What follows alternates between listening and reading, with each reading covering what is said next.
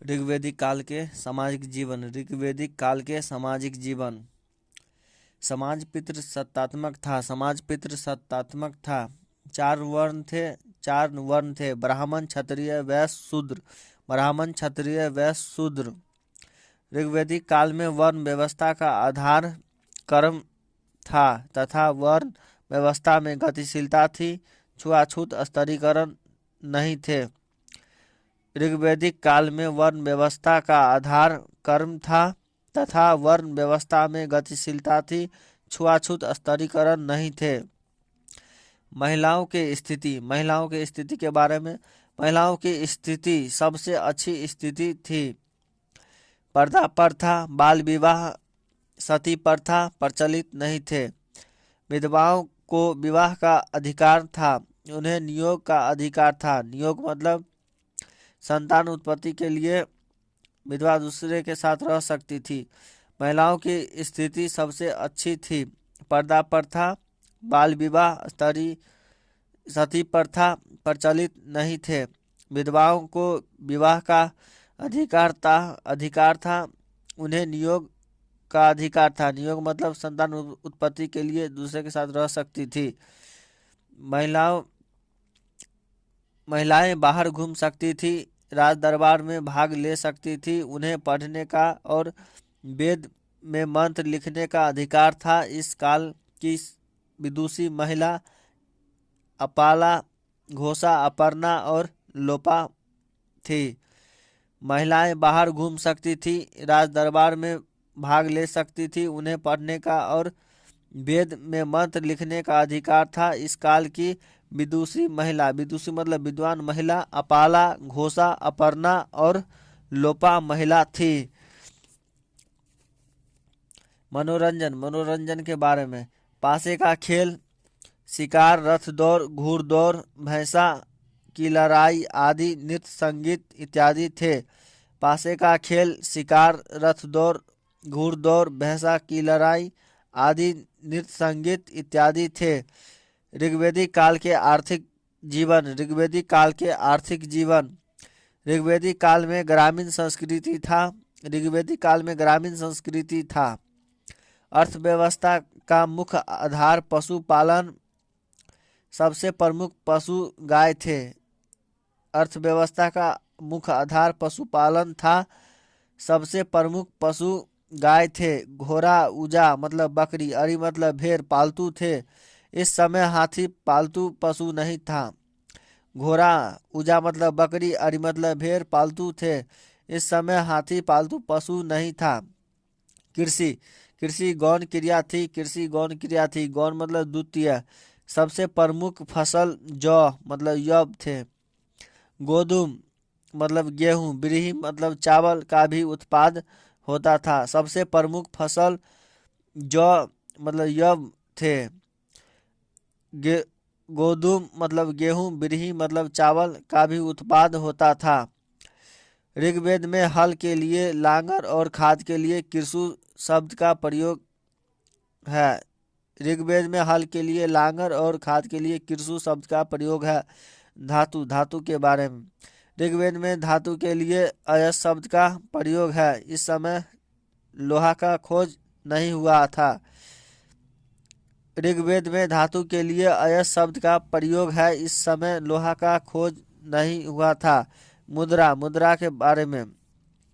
ऋग्वैदिक काल में नियमित मुद्रा के प्रचलन नहीं था। ऋग्वैदिक काल में नियमित मुद्रा का प्रचलन नहीं था। व्यापार के लिए वस्तु विनिमय का प्रयोग होता था। निक्स और शतमान का मुद्रा के रूप में चर्चा मिलता है। निक्स स्वर्ण आभूषण तथा शतमान गायों की संख्या। निक्स मतलब स्वर्ण आभूषण तथा शतमान गायों की संख्या। ऋग्वैदिक काल के धार्मिक जीवन। ऋग्वैदिक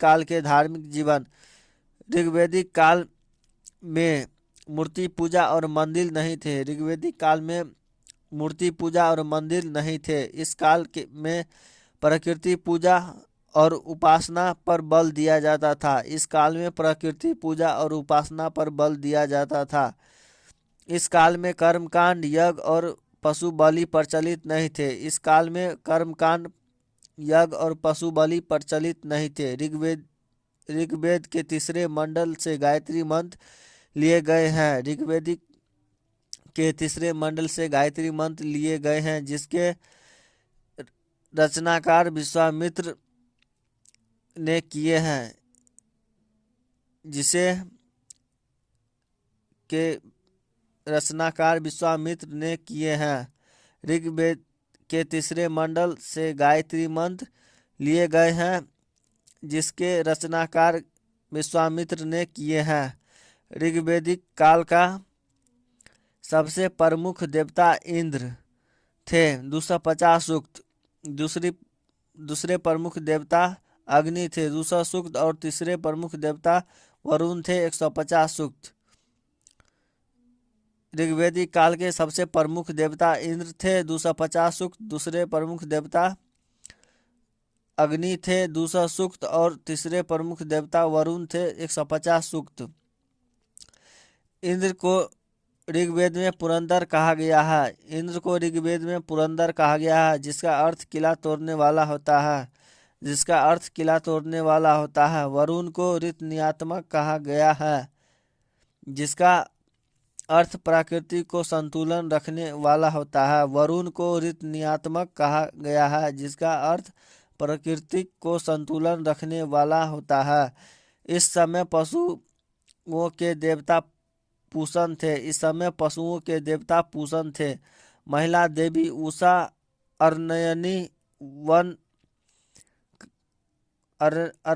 मतलब वन का उल्लेख मिलता है। महिला देवी उषा अर्नयनी का उल्लेख मिलता है। अर्नयनी का मतलब वन होता है। ऋग्वेदिक काल के राजनीतिक जीवन राजा कबीला का प्रधान होते थे। राजा का कार्य कबीले की रक्षा करना और गाय का रक्षा करना था। राजा का कार्य कबीले की रक्षा करना और गाय का रक्षा करना था। इस समय नियमित कर नहीं थे। बलि नामक कर की चर्चा मिलती है जो स्वैच्छिक थे। स्वैच्छिक मतलब इच्छा से देते थे। इस समय नियमित सेना नहीं थे। रक्त संबंध से जुड़े अधिकारी थे। राजा का प्रमुख सलाहकार पुरोहित थे। इस समय नियमित सेना नहीं थे। रक्त संबंध का मतलब रिलेटिव थे से जुड़े अधिकारी थे। राजा का प्रमुख सलाहकार पुरोहित थे।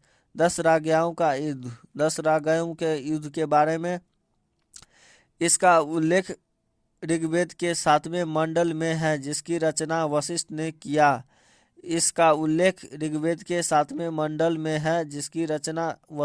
किया। भरत कबीला के राजा सुदास ने अपने पुरोहित पद से विश्वामित्र को हटाकर वशिष्ठ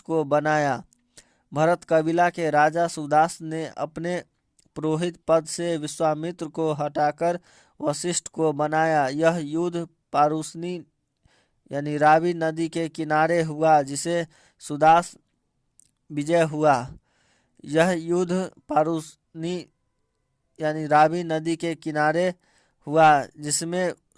विजय हुआ।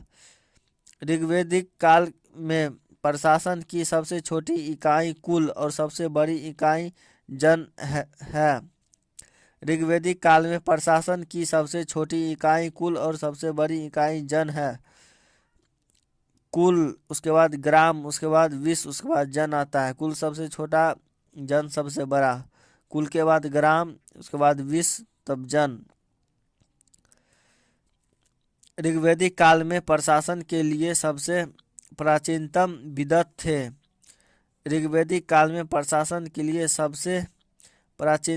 विदत थे।